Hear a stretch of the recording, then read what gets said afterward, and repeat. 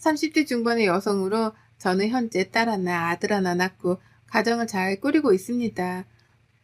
물론 이렇게 행복한 가정을 꾸리게 되기까지는 몇몇 사건들이 있고 큰 결심과 고난이 있었습니다. 설명드리기 전에 저와 남편을 먼저 소개하겠습니다. 저는 지금의 남편과는 소개팅 연애를 해서 결혼한 케이스로 3살 차이입니다. 저는 딸 둘 중 둘째로 태어났고 저희 남편은 누나만 5명, 아들 1명인 집안으로 정말 귀한 아들입니다. 그래서 저는 결혼할 때 사실 좀 힘들었습니다. 신우가 5명의 정말 귀한 집안의 아들의 며느리니까 스포트라이트를 한 몸에 받았습니다. 그래도 저는 싹싹하면서도 애교가 많은 성격을 가진 덕에 결혼 준비를 하면서도 시어머니와 신우의 예쁨도 받고 큰 트러블 없이 진행이 되었습니다. 그런데 결혼식을 정하고 식만 앞둔 일주일 전 시어머니가 연락이 왔습니다. 결혼 일주일 전은 보통 모든 걸 다 준비 끝내고 마인드 컨트롤만 하는 시기입니다.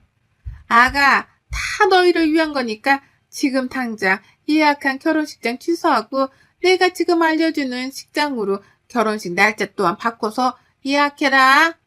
알겠지? 정말 중요한 문제니까 당장 취소하고 지금 알려준 곳으로 알려준 날짜로 바꿔, 알았지? 다짜고짜 갑자기 전화해서는 미리 예약한 결혼식장을 취소하고 결혼식 날짜도 다 이미 나왔고 청첩장까지 나왔는데 한 달 뒤에 날짜로 결혼식 날짜를 바꾸고 결혼식장까지 바꾸라는 통보한 시어머니. 이게 무슨 일인가 싶었습니다. 그리고 저는 그냥 하시는 말씀이겠지 생각하고 취소하지 않고 하루가 지났습니다. 그런데 다시 또 시어머니가 전화를 해오더니 정말 엄청 큰 화를 냈습니다. 너 내 말을 한 귀로 듣고 한 귀로 흘렸니? 당장 그 결혼식장 예약한 거 취소하고 날짜도 바꾸라고 했잖니. 아니 어머니 진짜로 하신 말씀이세요? 그런데 이미 지금 예약을 했고 취소하기에는 너무 촉박한 날짜이고 위약금까지 지불하면서 취소할 이유가 없는 것 같아서요. 얘 봐라. 취소할 이유가 없다니. 우리 아들이 죽게 생겼는데 우리 아들 그날 거기서 결혼하면 2달 안에 죽는다고 했다. 그러니까 네 남편 살리고 싶으면 당장 바꿔라. 내가 지금의 아들을 어떻게 키웠는데. 아니 그게 무슨 말씀이세요 어머님. 혹시 점 보셨어요? 요즘 누가 점을 믿어요. 그러지 마세요 어머님. 지금 취소하면 결혼식장부터 시작해서 하객들에게 다 다시 알려야 하고 신혼여행은 또 어떡해요. 처음이면 나쁜 거니? 미리 예방하고 지키고 피할 수 있는 거 피하면 좋지. 그리고 점 너 무시할 거 못 된다. 당장 바꾸거라. 내 아들 죽는 거 나는 절대 못 본다. 어떤 아들인데 무당 말 안 들어서 죽게 되면 네가 책임질 거야? 정말 황당한 요구였습니다. 남편과 상의를 해보았습니다. 그런데 의외의 반응이 나왔어요. 지금의 남편 또한 결혼식을 앞둔 그날 어머니의 말이 맞다라면서 어머니가 찾아가서 중요한 일이나 고민이 있는 것에 대해서 점을 치면 100% 맞았다라면서 바꾸자고 했습니다. 사실 저는 점을 믿지 않는 사람 중 하나라서 정말 어이가 없고 말도 안 된다 생각했지만 남편이 죽는다고 하는 말을 이미 들어서 그런지 찝찝하고 기분이 좋지 않았습니다. 그래서 울며 겨자 먹기로 위약금을 물고 어머님이 아니 무당이 정해준 결혼 날짜와 함께 지정해준 결혼식장을 예약하고 결혼식을 진행하였습니다. 이 당시 5명의 시누이가 제 편을 들어주면서 옳게 엄마 말 듣지 마요. 처음부터 그렇게 하면 끝도 없어요. 라고 말씀을 다 똑같이 해주셨습니다. 사실 좀 의아했습니다. 왜 엄마 편이 아닌 내 편일까? 사이가 안 좋아서 왕래를 안 해서 저렇게 반응할까 싶기도 하고 또 제 입장에서 조언을 해주시니 감사하기도 했지만 너무나도 완강하게 주장하는 어머님의 뜻을 꺾을 수 없어서 어머님의 뜻에 따르게 되었습니다. 시골 촌구석에 다 무너져 내리게 생긴 결혼식장에서 결혼하게 되었고 저희 친언니의 결혼 날짜와 겹쳐서 저희 집에서는 정말 만족하지 못하는 결혼식 날짜와 장소로 식을 올렸습니다. 그래도 원래 정했던 결혼식장과 그 날짜에 결혼했다고 하면 저희 남편이 죽는다고 하니 한번 참아보자라고 생각하고 어머니와 그 무당 뜻에 따랐습니다. 그 무당 말 때문인 건지 아닌 건지 모르지만 남편과 저는 결혼식 이후로 행복한 신혼생활을 보내고 있었습니다. 그러다 어느 날 또 시어머니에게 전화가 왔습니다. 얘야, 너희 아이 생각은 있니? 내가 점을 봤는데 너희가 아기를 만들어야 할 날짜와 시간을 받아왔으니까 꼭 그때 해라. 알겠느냐? 아니, 어머니, 아기 만드는 거 하늘에서 주는 거지. 이걸 맞춰서 저희가 한다고 해서 되는 게 아니에요. 얘 봐라. 너 결혼식 날짜 장소 바꿔서 네 남편 사게 된 거 보고도 안 믿냐? 얘가 큰일 날 소리 하네. 당장 내가 문자로 아기 만들 날짜와 시간 보낼 테니까 상의해서 가져. 알겠지? 결혼식 날짜와 장소가 처음이자 마지막일 것이라 생각했던 것이 저의 큰 오산이었습니다. 이제는 남편과의 부부 관계, 날짜와 시간까지도 맞추라니 남편과 이야기를 나누고 남편도 콧방귀를 끼더니 말도 안 된다면서 시어머니의 말을 잘 듣지 않았습니다. 그리고 2달 정도 지난 뒤 저는 임신을 하였습니다. 시어머니가 알려준 날짜와 시간이 아닌 때에 관계를 했는데 임신이 된 것이었습니다. 임신 소식을 알리면 시어머니가 기뻐하실 것 같아서 남편과 함께 찾아가서 임신 사실을 알렸습니다. 그러자 시어머니가 무언가 적힌 종이를 꺼내더니 다짜고짜 화를 내셨습니다. 아니, 내가 정해준 날짜와 시간에 관계한 거 맞니? 계산이 안 맞는데. 지금 임신한 이 아이는 건강하지 못할 것이야. 아들, 그리고 아가. 내 말을 정말 들어야만 한다. 우리를 계속 보호해준 그 부당이 정해준 날짜가 아니면 건강한 아이가 아니라고 했단 말이다. 어머니, 그만하세요. 어느 정도 어머니 뜻에 맞춰줄 때도 있었지만 아닌 경우도 있어요. 제발 이제 점점 그만 보세요. 남편도 새 생명 앞에서는 시어머니의 반응이 아니다 싶었는지 처음으로 아들로서 어머니에게 화내는 모습을 보았습니다. 그렇게 작은 다툼이 있고 저희는 집으로 돌아와서 생활하는데 저는 내내 시어머니에게 남편이 한 소리 한 모습이 마음에 걸려서 불편했습니다. 그래서 시어머니께 전화를 드리고 찾아가서 위로 좀 해드리려고 했는데 마침 시어머님이 집으로 찾아오셨습니다. 어머님, 안 그래도 제가 찾아뵈려고 했는데 이렇게 오시니 좋네요. 니네 침실 어디니? 집에 와서는 다짜고짜 침실을 찾으셨습니다. 왜요? 무슨 일 있으세요? 어머님은 부적을 들고 침실 안으로 들어가 침대 밑에 부적을 붙이셨습니다. 그 아이 절대 임신하면 안 된다니까. 니네가 결국 가지게 되어서 내가 그 무당 찾아갔더니 이 부적으로 보호를 해줘야 한다고 하더라. 그러니까 침대 밑에 붙인 부적을 절대 떼지 말고 너는 꼭 저기서만 꼭 차거라. 알겠지? 아니, 어머니, 왜 이렇게 무당을 맹신하세요? 저희 너무 힘들어요. 네가 지금 세상을 더 살고 몰라서 그래. 그 무당만만 들었어도 너희 시아버지는 죽지 않았다. 네 시아버지 크니까 우리 애들 아빠처럼 저 세상 빨리 보내고 싶은 거 아니면 내 말 들어. 시어머니는 30대 후반에 남편과 사별하셨습니다. 이전에도 시어머니는 무당 말을 잘 믿었고 반면에 무당 말을 잘 듣지 않았던 시아버지는 시어머니가 무당 말을 듣고 계속해서 나가지 말라고 말렸음에도 불구하고 나간 날 사고로 그 자리에서 돌아가시게 되었습니다. 그 뒤로 시어머니는 무당의 말을 더 굳게 믿게 되고 더 맹신하게 된 사연이 있었습니다. 하지만 너무나도 지나친 집착이 돼버린 시어머니의 무당 맹신은 저희 부부의 생활과 관계에 있어서 불편함을 주고 있었습니다. 물론 시어머니가 남편과 일찍 사별하고 나서 그 상처 속에 계속 갇혀있고 무당의 말을 들었더라면 안 그랬을 텐데라는 안타까움이 있지만 이 세상의 고난과 안 좋은 일을 무당의 말로 다 막을 수 있다라면 불행은 없겠죠. 하지만 세상이 다 그렇지만 않다. 무당의 말로 막을 수 있는 것이 아니다라고 생각하는 저는 시어머니의 이런 행동을 막아야만 한다라고 생각했습니다. 물론 남편과 많은 이야기를 해야 했습니다. 호르몬이를 매몰차게 차는 남편이 아니기에 시어머니의 무당맹신의 사건이 있을 때마다 많은 이야기를 나누었습니다.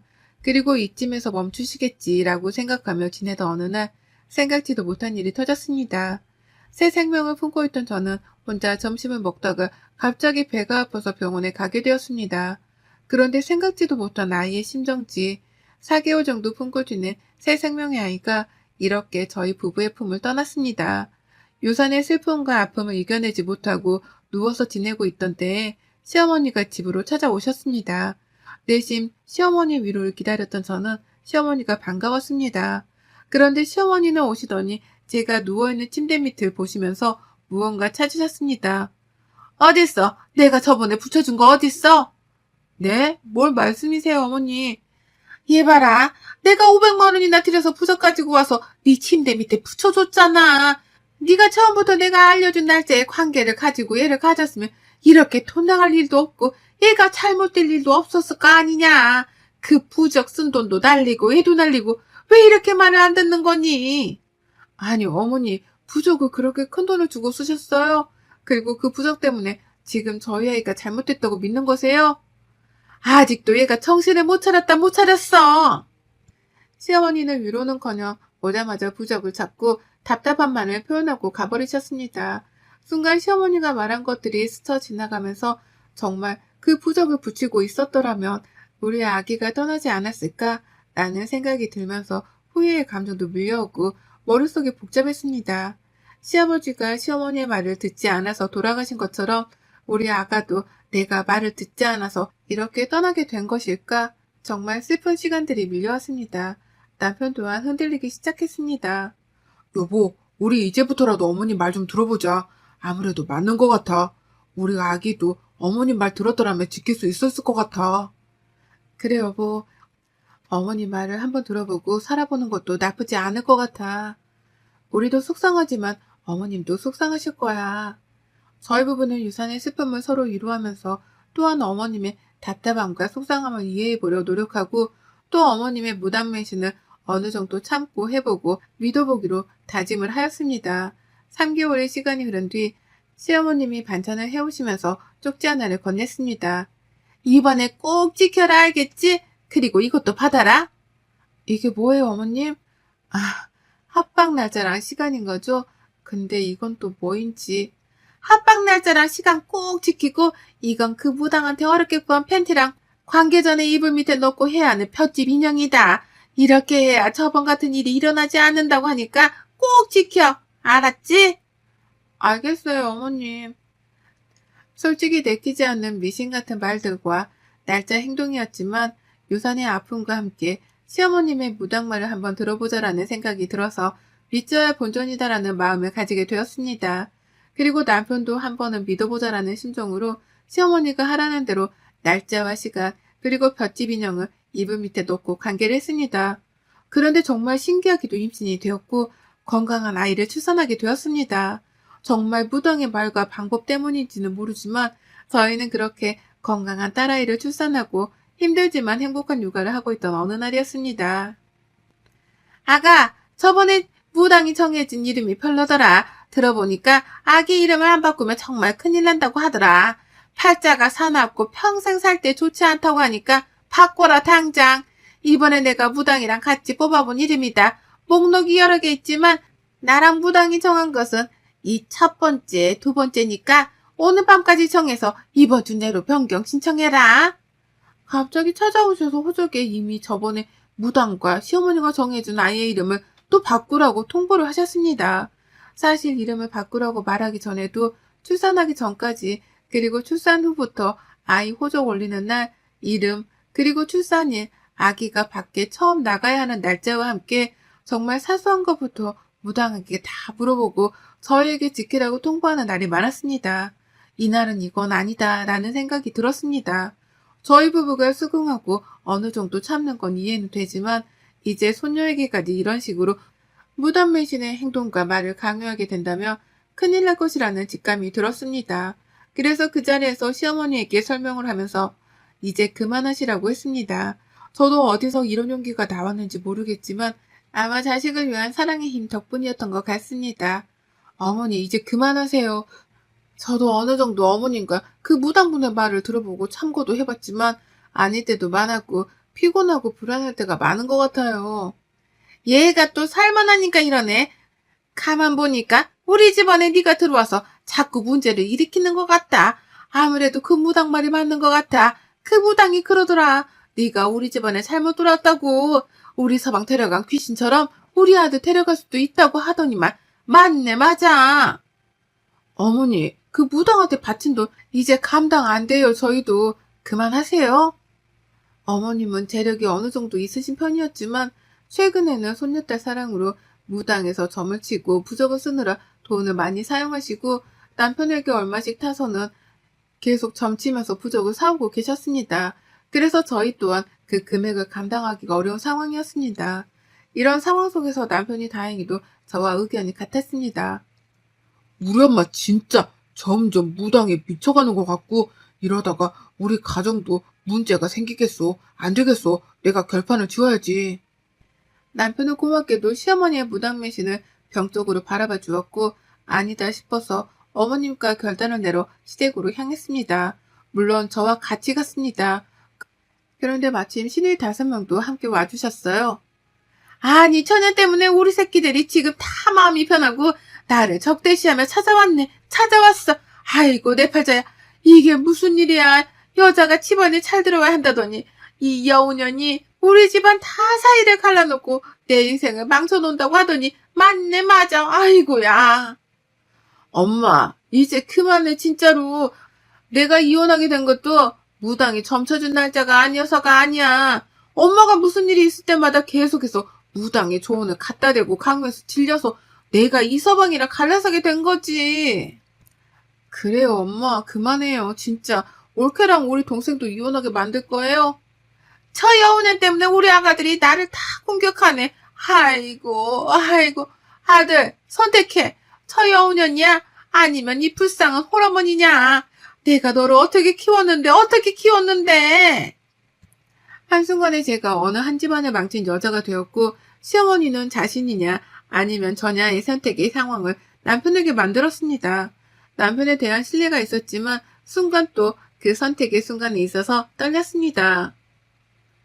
엄마, 젊은 시절에 홀로되셔서 키워주시고 감사했지만 저도 이제 성인이고 한 가정의 가장인데 이건 아닌 것 같아요. 제발 이제 그만하세요. 저는 지금의 와이프와 함께 저희 둘의 힘으로 행복한 가정을 꾸려보도록 노력할 테니 이제 그만 내려놓으세요. 엄마 때문에 내 인생 망가지게 생겼어요. 엄마 이제 그만. 마음속 아빠도 보내드리고 삶을 통제하려 하지 마세요. 이제 그만해요. 완벽한 삶이 어딨어요. 엄마의 통제 속에 우리가 이렇게 나약하게 되었잖아요. 제발 그만해요. 아이고 내 팔자야. 저 여우년 저 여우년이 우리 자식들이 나를 공격하게 만드네. 사람 잡아. 저 년을 내가 죽여야 해. 무당 말대로 인형 만들어서 꽂아서 기를 다 빼놨어야 하는데 내 인연. 시어머니는 화를 주체하지 못하고 저에게 달려들며 폭력까지 가하려 했습니다. 말리는 시누이의 곁에서 컵에 있던 물을 저의 얼굴에 뿌리고 집에 모아두신 부적과 소금을 제 몸에 뿌리면서 분을 표출하다가 주저앉았습니다. 저에 대한 분노와 함께 자식들의 옳은 말에 있어서 한순간에 본인의 삶이 무너져 내린 듯한 상실감이 밀려오신 것처럼 보였습니다. 그리고 자식들의 올바른 판단이 자신의 편이 아니라는 배신감, 한바탕 큰 소동에 몰아붙인 틈에서 정말 다행히도 그 소동 속에서 남편과 시누이는 보통의 시댁의 시처럼 저를 남처럼 대하지 않고 이성적으로 판단하여서 올바른 상황 대처를 해주었습니다. 정말 감사한 분들이며 감사한 남편입니다. 이제야 왜 시누이가 처음에 결혼식 날짜와 장소를 바꾸라는 요구가 있었을 때 했던 말이 떠올랐습니다. 그 당시엔 왜 저럴까 시누이가 이상해 보였던 제가 참 어렸던 것 같습니다. 그때는 어리석게도 시누이가 엄마 말 안 듣고 이혼한 것처럼 보였던 그리고 그렇게 판단했던 제가 참 부끄러웠습니다. 이후로 2~3차례 정도 어머님이 저희 집에 찾아오셔서 소금을 뿌리고 현관 앞에 부적도 붙이고 했지만 절대 마음을 흔들리지 않고 이성적으로 분별하며 상황 대응을 해준 저희 남편과 시누이 5명 덕에 이겨낼 수 있었습니다. 어려운 그때 현재 토끼 같은 딸, 아들과 함께 행복한 가정을 꾸리고 있습니다. 마음 한편에는 시어머니가 홀로 계신 것이 안타깝지만 더 중요한 것이 무엇인지 저희 가족은 알고 있기에 흔들리지 않습니다. 삶 속에서 어려움과 불행이 다 안 좋다고만 할 수는 없습니다. 그로 인해서 얻을 수 있는 것들이 있고 성장할 수 있기에 저희 가족은 불행과 어려움을 무서워하지 않고 애써 막으려고 하지 않습니다. 오늘도 저희는 하루를 저희의 힘으로 잘 이겨내보려 서로 으쌰으쌰하며 보내고 있습니다. 그래도 정말 고마운 시누이와 든든한 저희 편인 남편을 만나 어려움을 넘기고 행복한 가정을 꾸릴 수 있음에 정말 감사합니다. 여러분들도 삶의 어려움과 불확실성이 있어서 막으려고만 하지 마시고 이겨낼 수 있는 내면의 힘을 키워나가시길 바랍니다. 여러분의 생각은 댓글로 남겨주세요. 오늘 또 시청해주셔서 정말 감사합니다.